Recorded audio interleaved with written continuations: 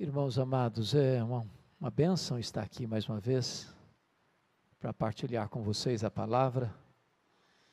E eu quero convidar a todos para abrirmos juntos a Escritura no primeiro livro de Samuel, capítulo 30.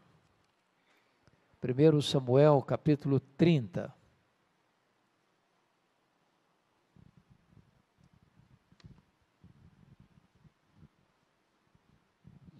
Está escrito o seguinte: Sucedeu, pois, que chegando Davi e os seus homens ao terceiro dia, a Ziclague, já os amalequitas tinham dado com ímpeto contra o sul Ziclague, e a esta ferido e queimado.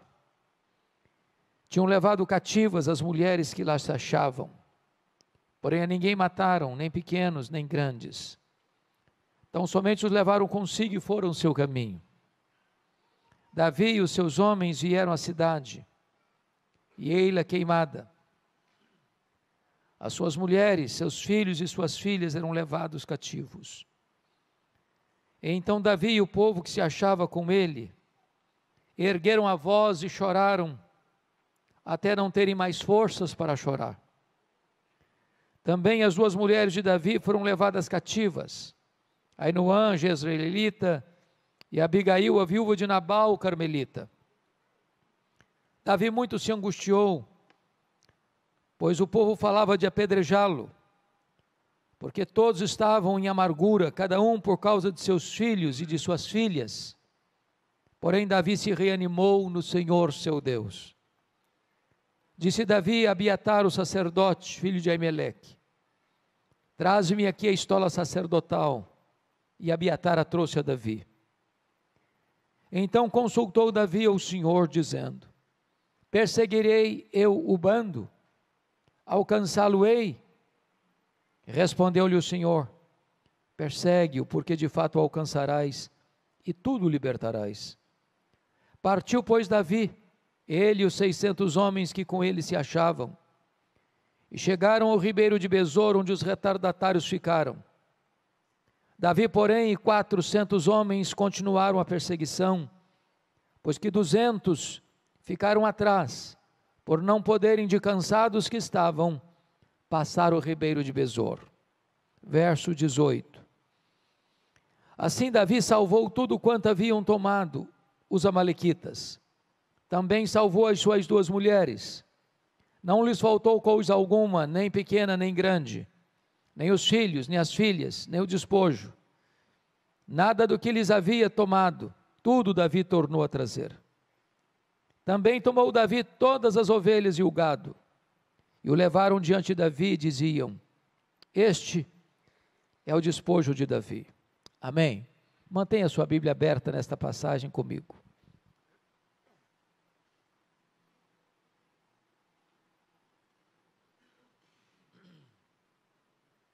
Irmãos, esse texto relata uma grande crise familiar. Esse texto relata o fato do sogro querer matar o genro.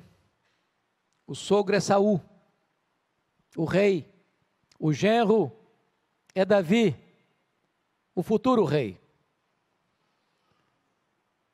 Davi não tem mais para onde fugir do seu sogro. O rei está louco, tomado por um espírito maligno, e procura matar Davi de todas as formas, usando todos os meios, fazendo desse projeto talvez a sua principal plataforma de governo. Davi precisa se esconder do seu sogro nas cidades, nos campos, nos desertos, nas cavernas. Quando Davi percebe que não tem mais como fugir do seu sogro, ele busca asilo político entre os filisteus, históricos inimigos de Israel. E diz a Bíblia que o rei filisteu, o rei Aquis, abriga Davi, acolhe Davi, simpatiza-se com Davi, e Davi pede para ele uma cidade para que pudesse abrigar ele, sua família e os 600 homens com suas respectivas famílias que o acompanhavam. Aquis designou-lhe a cidade de Ziclag. Mas houve um momento em que o rei filisteu forma o seu exército, avança em linha de batalha para guerrear contra Israel. E a essas alturas Davi era o escudeiro do rei filisteu. Quando marchavam para esta batalha, os príncipes filisteus disseram para o rei Aquis: Davi é um guerreiro, Davi é um israelita. Se ele se voltar contra nós nesta peleja, ele vai impor a nós uma acachapante derrota. Ele não pode ir conosco, despede-o. A contragosto o rei fez isso.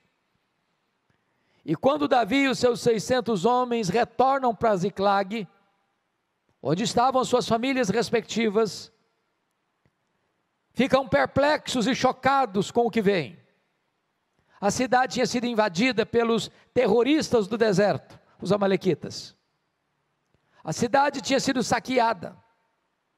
A cidade tinha sido queimada. A cidade tinha sido ferida. E os amalequitas levaram cativos as mulheres, os filhos e as filhas. Quando Davi vê essa cena, ele e os seus homens choraram até não terem mais forças para chorar. Seus homens estão revoltados com ele, com amargura de alma, por causa de seus filhos e de suas filhas, e querem matar Davi. Porém Davi se reanima no Senhor seu Deus, e clama a Deus em oração, uma oração curta, porém poderosa. Ele pergunta para Deus: perseguirei eu o bando? Alcançá-lo-ei? Em outras palavras, meu Deus, eu vou aceitar passivamente a decretação da derrota, ou eu vou reagir? E Deus responde para Davi: persegue o inimigo, Davi, porque tudo que ele tomou de você, você vai trazer de volta. Diz a Bíblia que Davi foi, que Davi lutou, que Davi venceu, que Davi tomou tudo de volta. Não ficou nada para trás, nem as mulheres, nem os filhos, nem as filhas, nem as coisas grandes, nem as coisas pequenas. Tudo Davi tornou a trazer. Esse texto, irmãos, enseja-nos algumas lições. Talvez a maior crise do mundo não é a crise que hoje atinge a Rússia e a Ucrânia, que bota o mundo na ponta dos pés.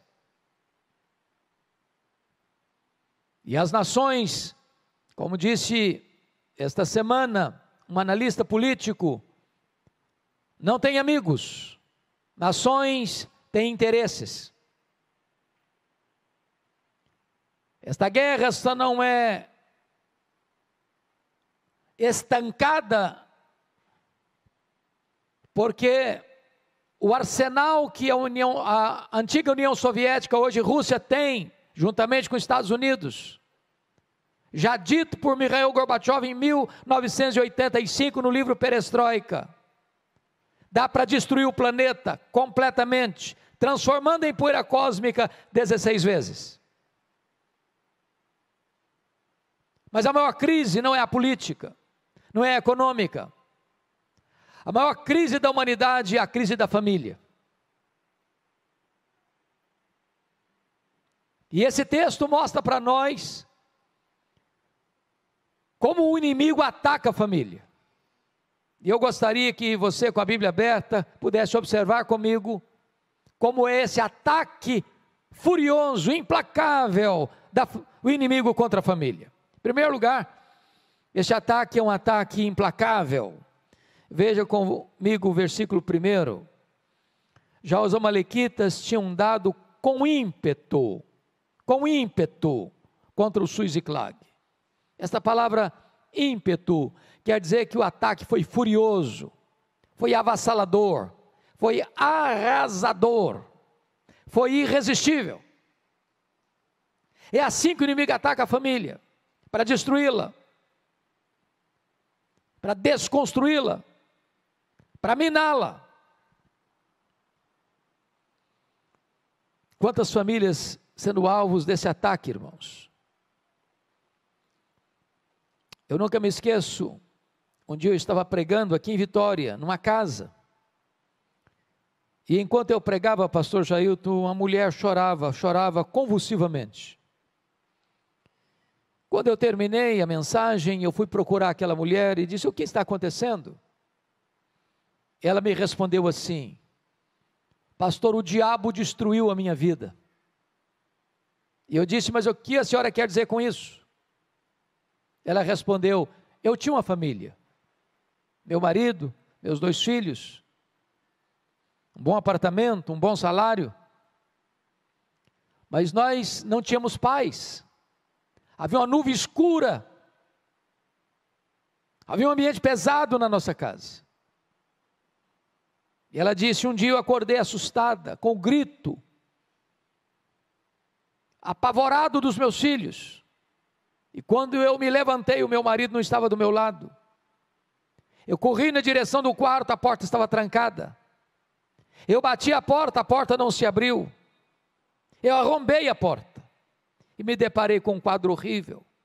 O meu marido estava apunhalando os nossos filhos. E quando eu entrei no quarto, ele enterrou o punhal sobre o próprio peito e caiu ensanguentado sobre os corpos sem vida dos meus filhos.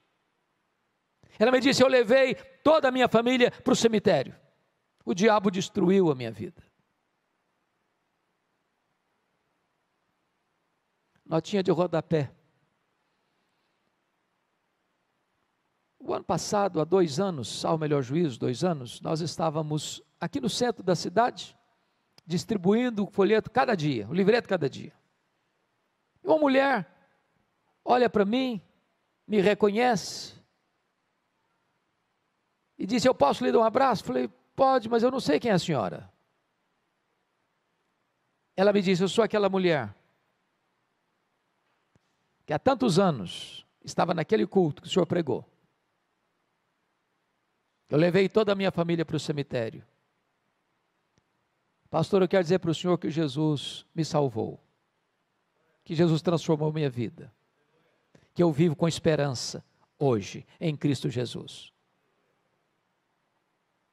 Eu fiquei tão feliz de receber o abraço daquela mulher. Há muitas pessoas, irmãos, vítimas desse ataque furioso do inimigo. Mas veja em segundo lugar, no versículo 1, quando está escrito que nesse ataque feriram e queimaram a cidade. Você queima estruturas, mas você fere pessoas. Há muitas pessoas feridas hoje, irmãos, feridas na alma, feridas na honra, feridas nas emoções, feridas psicológica e fisicamente, pessoas que sofreram abusos, pessoas que foram humilhadas, pessoas que vivem até hoje esse drama. Eu estava certa feita na cidade de Patrocínio, pregando num congresso de médicos e enfermeiros e enfermeiras cristãs, e me lembro que havia uma enfermeira muito sorridente, muito alegre, muito extrovertida, fazendo a recepção. Quando eu preguei a minha primeira palestra, dei a minha primeira palestra, aquela enfermeira se aproximou de mim e me fez uma pergunta muito curiosa. Ela me disse assim: o senhor está vendo esse sorriso bonito que eu tenho? Eu disse: é claro, é impossível não ver. Ela me respondeu: mas esse sorriso é uma mentira, pastor. Por trás desse sorriso eu carrego uma alma enferma, doente, ferida. Há muitas pessoas que estão sorrindo, mas lá no silêncio do travesseiro choram. Lá no recesso da alma estão doentes, cativas, feridas, machucadas emocionalmente. Um dia um irmão me procurou e disse: pastor Hernandes, o senhor não conhece a minha mãe? A minha mãe tem quase 80 anos, e a minha mãe é uma mulher triste. Desde que eu a conheço, eu sou o filho mais velho, ela é uma mulher triste. Já levamos para todo tipo de médico que o senhor possa imaginar. Já tomou todo tipo de remédio que o senhor possa pensar. Nada, ninguém curou até hoje a tristeza crônica da minha mãe. O senhor podia orar por ela. Eu disse, eu vou orar por ela. Quando eu cheguei naquela casa, aquela senhora estava sentada com semblante abatido, com um olhar distante. Eu fui conversando com ela. Daqui a pouco, pela graça de Deus, ela disse para sua família, eu quero ficar sozinha com o pastor. Quando eu fiquei sozinho com ela, ela me olhou nos olhos e me disse assim, pastor Hernandes, eu sofro há 60 anos. Disse, o que houve? Ela me disse, eu traí meu noivo. Ele nunca ficou sabendo. Fui casada há muitos anos, já sou viúva há tantos anos. Mas aquele pecado está tão vivo na minha memória como se eu tivesse cometido hoje de manhã. Eu não tenho paz. Eu vivo numa masmorra emocional. Eu sou atormentada todo dia pelo chicote da culpa. E eu confesso para vocês que eu chorei com aquela mulher. Por ver como o inimigo tinha mantido aquela mulher debaixo das suas garras. Tantos anos. E eu falei para ela de Jesus. E eu falei para ela da graça. E eu falei para ela da cruz. E eu falei para ela do perdão que há em Cristo Jesus. E eu falei para ela do sangue do Cordeiro que pode nos purificar de todo o pecado. E naquele dia aquela mulher se rendeu a Jesus. Sorriso brotou nos seus lábios. E eu tive o privilégio de acompanhá-la, de discipulá-la. Até o dia que, 10 anos depois, o Senhor Jesus a chamou para si. Mas estava machucada e ferida há tantos anos. Se vocês olharem comigo no verso 3, quando o inimigo vem para atacar, irmãos, o principal alvo é a família. Porque se você desconstrói a família, você atinge a igreja. Se você desestrutura a família, você arrebenta com a sociedade. Não há igreja forte com famílias fracas, não há sociedade forte com famílias doentes. Você percebe aí que os inimigos levaram cativos as mulheres, os filhos e as filhas, e eu pergunto a você, como é que um homem pode estar bem, sabendo que a sua mulher está prisioneira do inimigo? Como é que um pai e uma mãe podem estar bem, sabendo que seus filhos estão nas mãos do inimigo?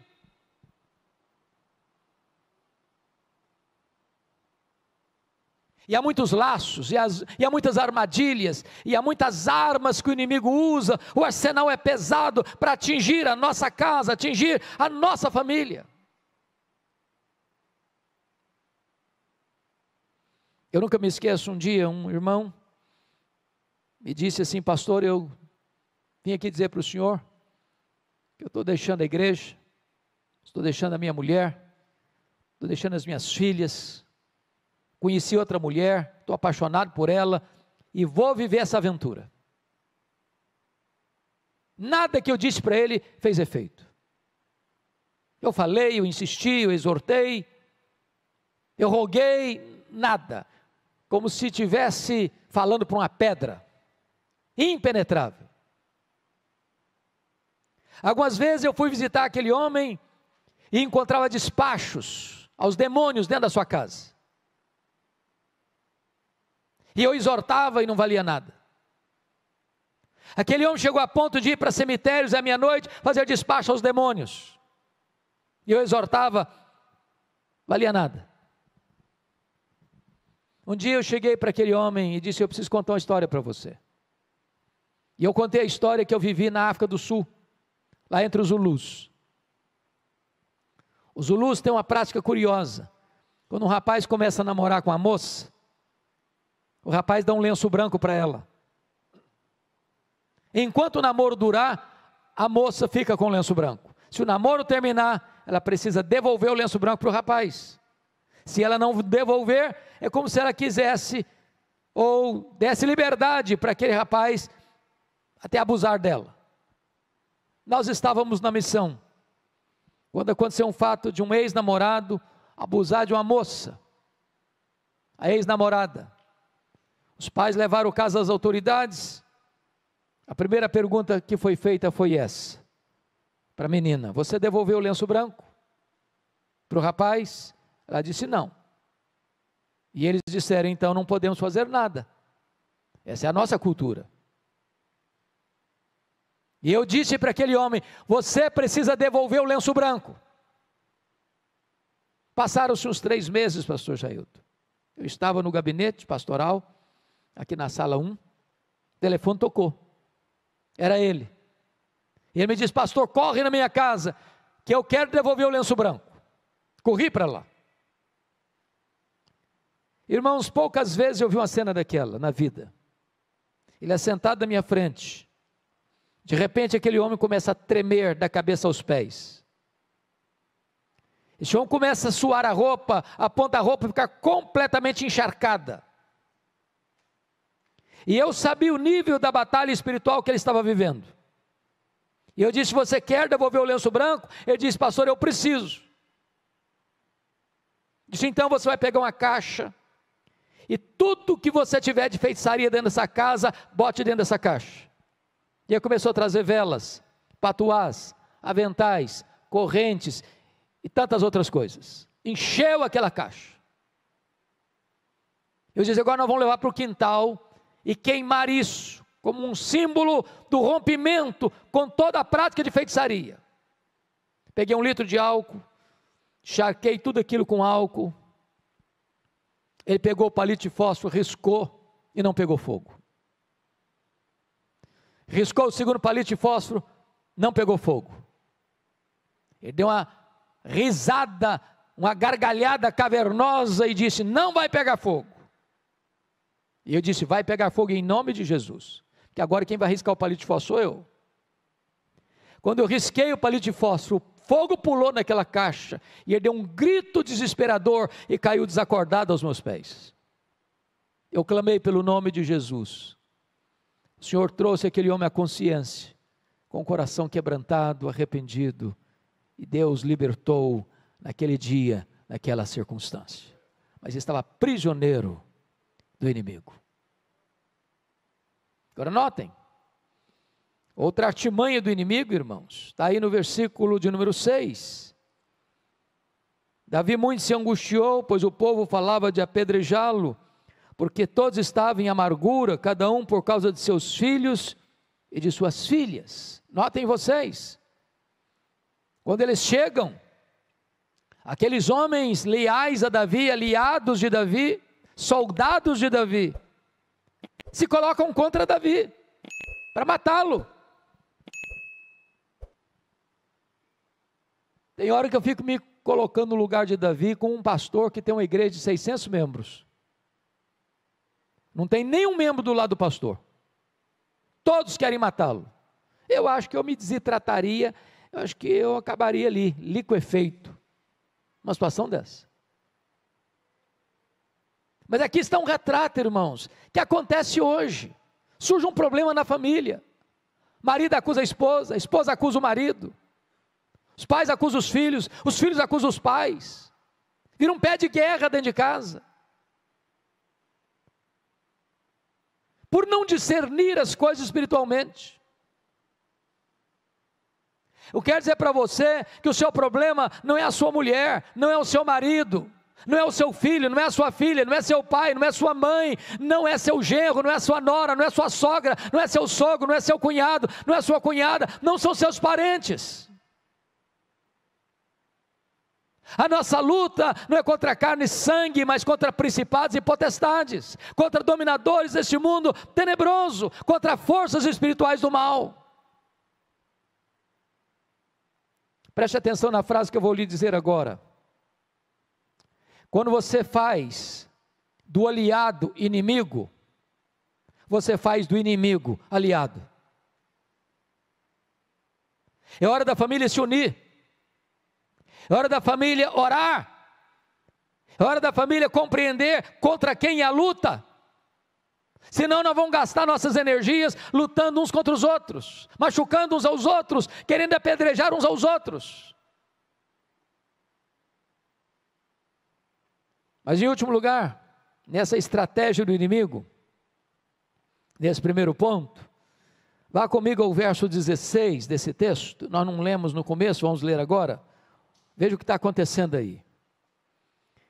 Eis que estavam espalhados sobre toda a região, comendo, bebendo e fazendo festa por todo aquele grande despojo que tomaram da terra dos filisteus e da terra de Judá.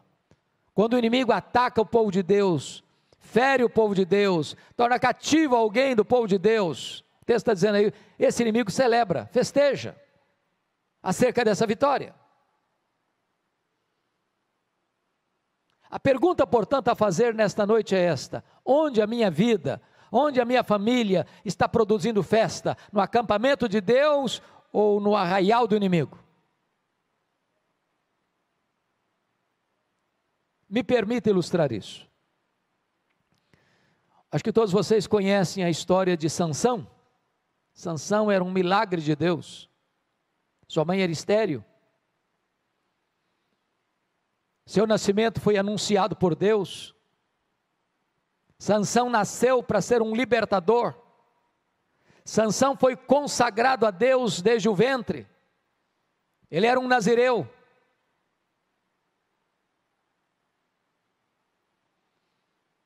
E como nazireu que era, ele não podia fazer três coisas. Ele não podia tocar em cadáver, ele não podia beber bebida forte, beber vinho, e não podia cortar o cabelo. De todos os juízes de Israel, só ele fez carreira solo. Diz a Bíblia que um dia ele olha caminhando com seu pai e vê uma moça filisteia, se agrada dela e diz para o pai assim: papai, eu quero aquela moça para mim. Seu pai disse assim: meu filho, mas tem tanta moça em Israel. Estou parafraseando. Você vai logo se engraçar com essa menina? Ela não é do nosso povo, ela não tem os mesmos valores, a mesma crença, o mesmo Deus que nós. E ele responde: mas eu quero é esta, porque só desta eu me agrado. Não quero papo, não quero conversa. Notinha de rodapé. Eu nunca vi um rapaz e uma moça que, tendo desobedecido pai e mãe na área do namoro, tenha sido feliz no casamento. Rapaz, moça, escute seus pais. Você pode achar seu pai e sua mãe quadrados, não importa, ultrapassados, não importa, escute seus pais.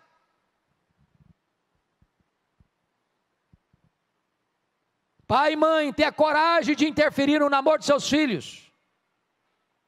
Eles podem até não gostar, eles podem até chorar, mas choro não mata filho não, mas casamento ruim mata. Se o pai e a mãe estão percebendo que o menino chega em casa chorando, a menina chega em casa chorando, atendeu o telefonema, termina o telefonema chorando, está na hora de parar com esse namoro. Que namoro ruim é um ensaio para um casamento trágico. Diz a Bíblia que o Sansão está indo para a casa da moça, e de repente um leão novo sai em cima dele, ele pega o leão e rasga como se rasga um cabrito. Eu, quando leio esse texto, começo a dar risada, porque eu não consigo rasgar um coelho, quanto mais um cabrito e um leão. E aí jogou o corpo do leão para lá, no dia do casamento.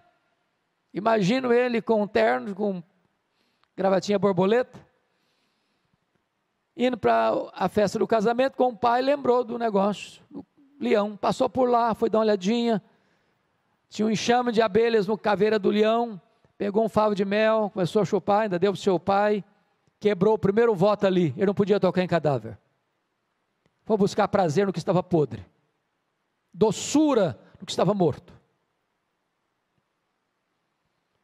Aí o texto prossegue que ele chega lá e dá uma festa de casamento de arromba, porque não queria ser diferente dos moços da sua época. Ele era nazireu.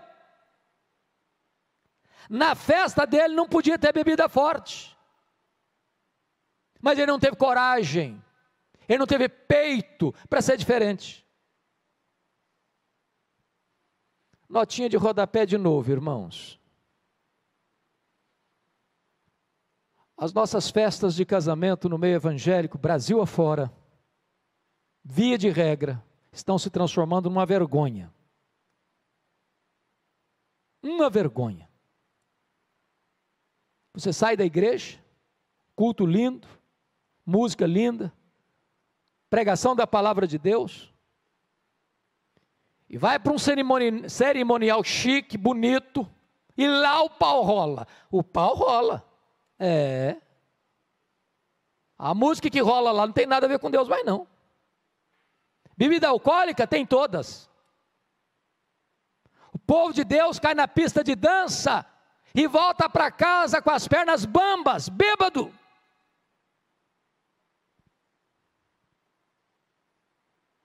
Precisaríamos ter coragem para dizer, não, eu sou crente, eu sou nazireu, sou consagrado, a minha festa é diferente.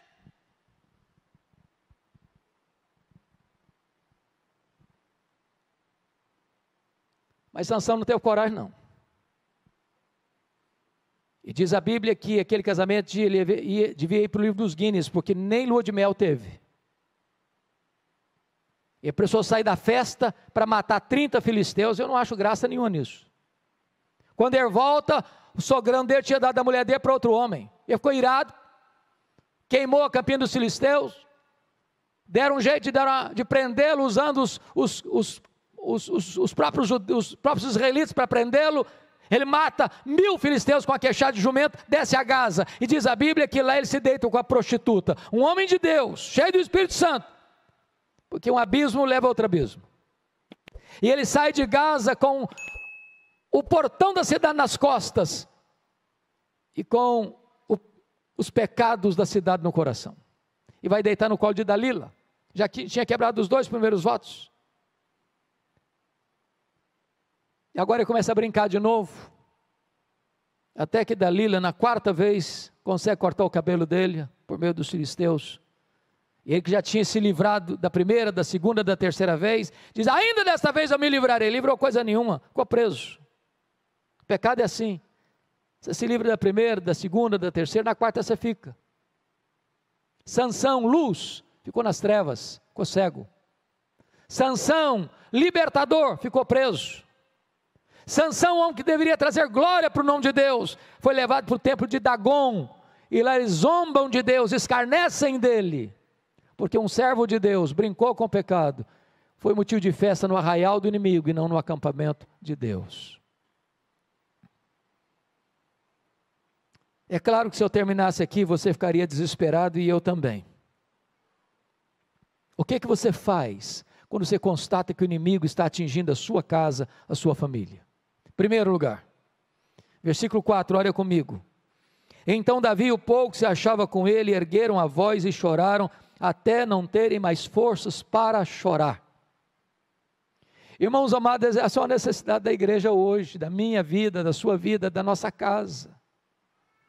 Hoje o povo de Deus está chorando com os melodramas de Netflix. Mas às vezes não choramos pelo estado espiritual da nossa vida, da nossa casa, da nossa família.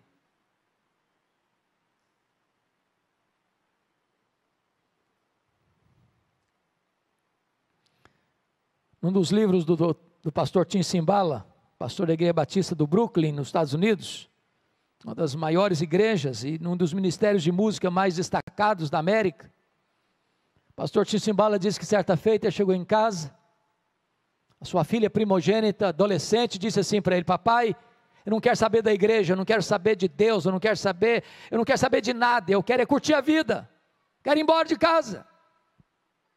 E o pai pediu, insistiu, chorou, não adiantou não, a menina pegou a mochila, saiu de casa. Pastor Cymbala chegou a pensar em largar o ministério. Um dia um colega dele ligou para ele da Flórida e disse, pastor Cymbala, esquece essa menina, toca a sua vida, toca o seu ministério, ela não está nem aí com você. Mas eu pergunto, que pai esquece uma filha, que mãe esquece um filho? Ele relata que naquela semana, numa das vigílias de oração da igreja, levanta-se uma mulher e disse assim, pastor Cymbala, a nossa igreja nunca chorou pela sua filha. A nossa igreja nunca levantou um clamor em favor da sua filha. E ele diz que naquela noite, naquela madrugada, os crentes presentes naquela reunião de oração deram as mãos, fizeram um grande cordão ao redor dos bancos. E aquele templo se transformou numa sala de parto, de gemidos, de soluços, de lágrimas. Quando ele chegou em casa de madrugada, ele disse para sua esposa: querida, eu não tenho dúvidas de que Deus libertou a nossa filha nessa madrugada.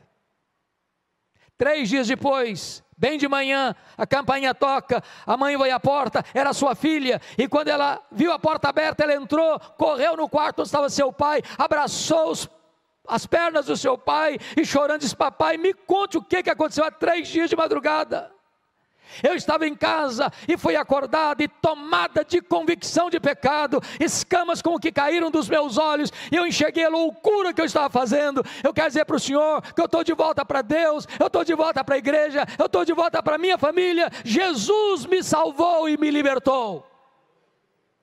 Eu quero dizer para você, meu irmão, minha irmã, nossos filhos precisam ser criados para a glória de Deus. Você não gerou filhos para a morte, você não gerou filhos para o cativeiro, você não gerou filhos para povoar o inferno. Não abra mão dos seus filhos, não desista de seus filhos em nome de Jesus. Chore por eles, jejue por eles, ore por eles, não abra mão deles. Mas uma segunda coisa que esse texto nos mostra. Confira comigo o verso 6. Davi muito se angustiou, pois o povo falava de apedrejá-lo, porque todos estavam em amargura, cada um por causa de seus filhos e de suas filhas. Agora preste atenção na adversativa. Porém, Davi se reanimou no Senhor, seu Deus. Irmãos, a situação é muito ruim.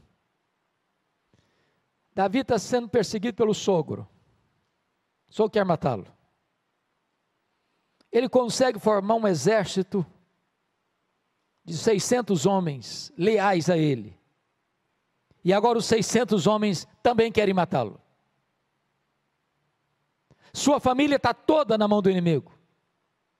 As famílias dos seus homens leais a ele estão todas nas mãos do inimigo. Ele está sozinho. Os inimigos estão rindo, festejando. A situação é a pior.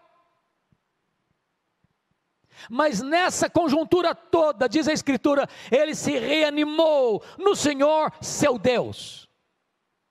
Tem hora que parece que não tem mais jeito, tem hora que parece que você chegou no fim da linha, tem hora que parece que você chegou no fundo do poço, tem hora que parece que você quer jogar a toalha, não tem mais jeito, é melhor desistir, não tem mais esperança para o meu casamento, para a minha família, para os meus relacionamentos. Mas mesmo que você chegue no fim da linha, com Deus tem esperança, com Deus tem jeito. Ele se reanimou no Senhor, seu Deus. O que é maravilhoso no texto, que essa não é reação com bravatas humanas. Ele se reanima, não para brigar, não para medir forças, não para estadiar seus direitos. Ele se reanima no Senhor seu Deus e busca a Deus em oração. Irmãos, tem muito momento na vida da família que a gente quer ganhar no argumento, quer ganhar na força, quer ganhar no direito, quer ganhar no tribunal. E há nós na família que só são desatados com oração.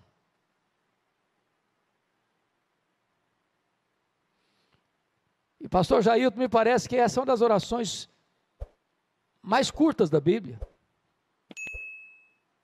Porque a oração de Davi consiste apenas numa pergunta. Se fosse hoje, nós diríamos assim: perseguirei o bando, em nome de Jesus, amém. Não é pelo muito falar. Tem hora que você nem consegue articular as palavras como Ana, você só balbucia, mas a sua alma está sendo despejada. Deus escuta o silêncio, Deus escuta os gemidos, Deus vê as lágrimas. E o que é maravilhoso é que quando você ora, Deus responde. E Deus responde para Davi: persegue Davi, porque tudo que o inimigo tomou de você, você vai trazer de volta. O que Deus está dizendo para Davi é o seguinte: não aceite passivamente a decretação da derrota na sua família. Talvez até agora você está levando de goleada, mas Deus é poderoso para virar esse placar. Aquilo que talvez hoje está sendo o seu motivo de choro e dor, amanhã vai ser motivo da sua maior alegria. Agora preste atenção. O que Deus promete é vitória e não ausência de luta. O que Deus promete é chegada certa e não caminhada fácil. Porque dos 600 homens, 200 ficaram para trás de cansados que estavam. Mas se você tem a promessa, você não para, você não desiste, você luta e você não abre mão da vitória. Davi foi, Davi lutou, Davi venceu. Davi tomou de volta as mulheres, os filhos, as filhas, as coisas grandes, as coisas pequenas, nada ficou para trás, tudo Davi tornou a trazer. A pergunta que eu faço a você nesta noite é: o que é que você já teve que foi tirado de você? O que é que a sua família já teve que foi tirado da sua família? Talvez a harmonia, talvez o diálogo ao redor da mesa, talvez a vida devocional.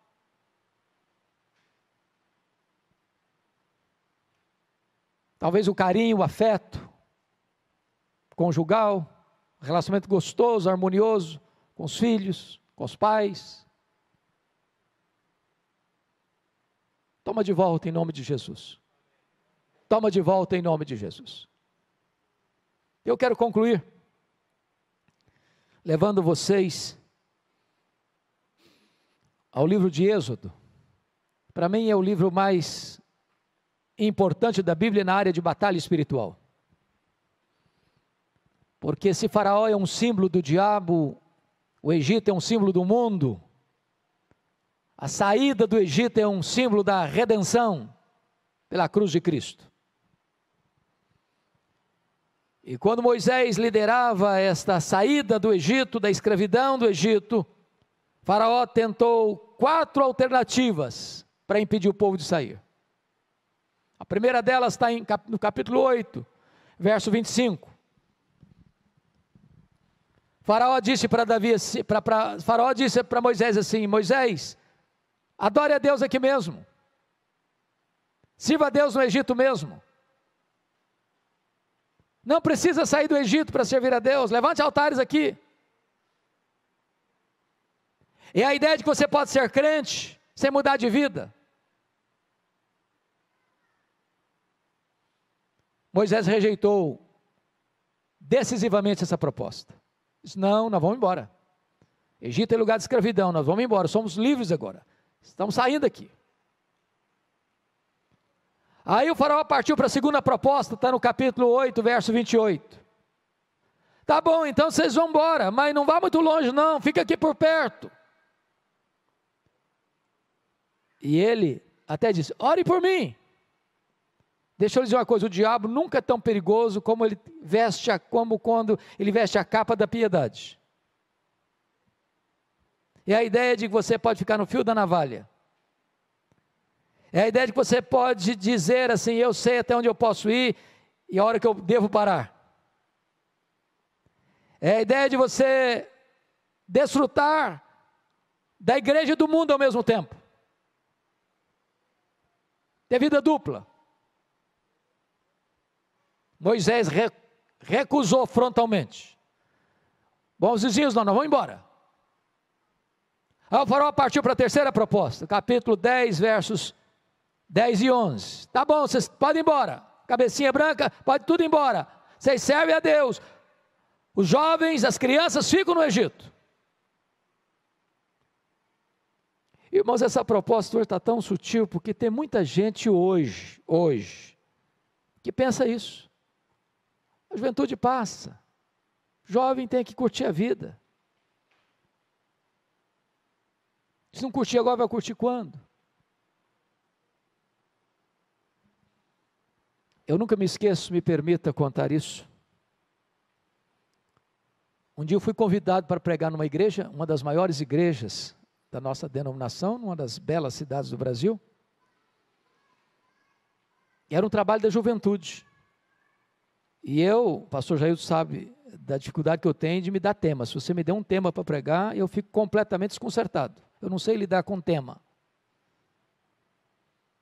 Eu gosto de pegar um texto e expô-lo, mas me dá um tema, eu fico perdido. E naquele dia me deram um tema. E o tema era santidade. Aí cheguei, preguei. Terminei de pregar, um grupo de moços me pegou pelo braço, literalmente. Me arrastou para uma sala. E um dos rapazes, eu não sabia quem era direito, acho que era o líder deles, botou o dedo no meu nariz e disse: o senhor é um homem retrógrado, o senhor é um quadrado, o senhor está pensando o quê? Nós somos jovens universitários. Qual o problema de ir na boate? Qual o problema de ir na balada? Qual o problema de tomar o nosso shoppingzinho no sábado à tarde? Domingo nós estamos na igreja, nós somos conscientes, somos maduros. Eu quase apanhei. E eu fiquei desconcertado. Mas naquele momento eu disse para eles assim: olha, vocês me convidaram, eu não vim aqui porque eu quis. Vocês até me deram um assunto para tratar. Agora, antes de ir embora, eu preciso dizer para vocês, então, duas coisas. Primeiro, 1 Coríntios 10, 31. Portanto, quer comais, quer bebais, quer façais qualquer outra coisa, fazei tudo para a glória de Deus. Vocês querem ir para a boate? Pode ir. Quer ir para a balada? Pode ir. Quer encher a cara? Pode encher. Mas tem que ser para a glória de Deus. Se conseguirem fazer para a glória de Deus, vai em frente. Duvido que consigam. Segunda coisa, Colossenses 3,17, e tudo que fizerdes, seja em palavra, seja ação, fazer em nome do Senhor Jesus, dando por isso graça a Deus Pai. Então eu falei, quando vocês forem para a balada, você tem que dizer isso: estou aqui em nome de Jesus, oh meu Deus, para a glória do teu nome, estou enchendo a cara aqui. Se conseguirem, vão em frente, e até logo. Saiu mais rápido. Me deu uma amnésia, pastor. 10 anos depois, recebo um convite, esqueço. Era na mesma igreja. Quando eu chego, uma mulher me aborda, me fazendo a pior pergunta que você pode fazer para um pastor. Nunca faça essa pergunta para um pastor. Perguntou assim: o senhor se lembra de mim? Essa pergunta é horrível, porque normalmente a gente não lembra mesmo. Eu olhei, tornei a olhar, falou: ô minha irmã, a senhora me desculpa, mas não lembro não. Ela me disse assim: eu sou a mulher daquele rapaz que botou o dedo no seu nariz. Falei: pronto, não apanhei da primeira, vou apanhar da segunda. Não apanhei do filho, vou apanhar da mãe. Eu disse: minha irmã, o que aconteceu com seu filho? Ela me disse: pastor Hernandes, naquele dia que o senhor confrontou meu filho, Deus mudou a história dele. Meu filho é um homem de Deus. Meu filho é um homem cheio do Espírito Santo. Meu filho compreendeu que a vida com Jesus vale a pena. Então deixa eu dizer uma coisa para você: lugar de jovem curtir a vida é na igreja, é na casa de Deus, porque é na presença de Deus que tem plenitude de alegria. Mas eu fará partir para a quarta proposta. Está lá no capítulo 10, versos 24 e 25. Tá bom, vocês podem ir embora. Vai todo mundo embora. Mas os rebanhos ficam. Vocês servem a Deus, o dinheiro de vocês serve ao Egito. Deixa eu lhe dizer algo muito solene. Se o seu bolso não está convertido, muito provavelmente seu coração também não está. A Bíblia diz que onde estiver o teu tesouro, aí estará o teu coração. A resposta de Moisés para Faraó é incrível. Ele respondeu assim: Faraó, você quer os nossos rebanhos? Pois fique sabendo que nenhuma unha vai ficar no Egito. Nenhuma unha. Até hoje eu não sei muito bem para que serve uma unha. Deve servir para alguma coisa.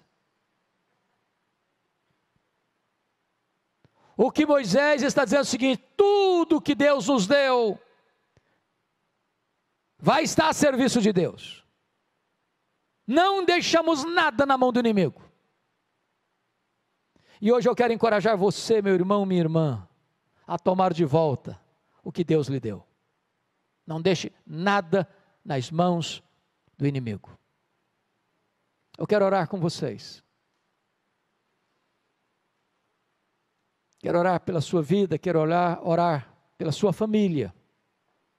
Quero orar pelos seus filhos, pelos meus filhos, pelos nossos filhos. Vivemos dias difíceis, de muitas lutas. E se você hoje anseia ardentemente ver Deus fazendo coisas extraordinárias na sua vida, na sua casa, na vida de seus filhos, eu gostaria que, se você particularmente, especificamente, tem uma causa para colocar diante de Deus, nesse sentido, que você ficasse em pé agora, onde você está, eu quero orar por você em nome de Jesus.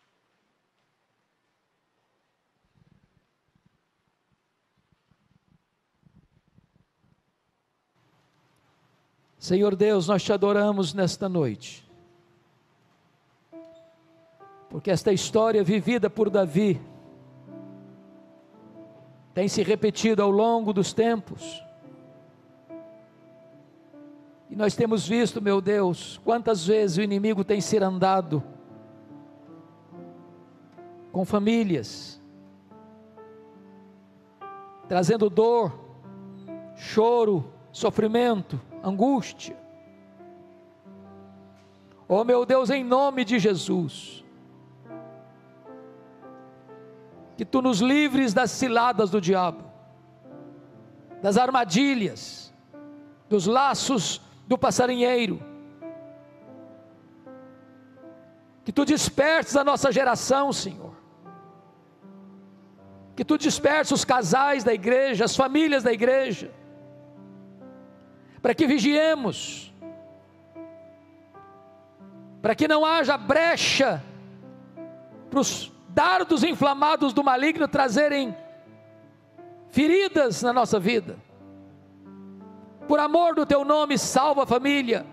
Por amor do Teu nome, liberta o cativo. Por amor do Teu nome, traz de volta os filhos desviados. Por amor do Teu nome, restaura os que caíram, Senhor. Abre os olhos dos que não estão enxergando, em nome de Jesus. Rompe as cadeias, quebra os laços, glorifica o Teu nome. Que nesta noite, Senhor, o Teu Espírito Todo-Poderoso, que convence de pecado, vá ao encontro dos nossos filhos, das nossas filhas, dos nossos netos, dos nossos bisnetos, dos nossos entes queridos. Alcance-os, meu Deus, por amor do Teu nome, traz-os de volta. Apressa esse dia, Senhor. Oh meu Deus, nós não geramos filhos para a morte, Senhor. Nossos filhos são Teus, são herança Tua. E nós te pedimos, Deus, que nos dês a alegria de vê-los aos Teus pés, cheios do Espírito Santo. Guarda as famílias, Senhor, protege as famílias. E que nesta noite Tu nos dês um sinal do Teu favor, um sinal do Teu favor, para que possamos ir e lutar e vencer e trazer de volta tudo aquilo que Tu nos deste, no poderoso nome de Jesus. Aleluia.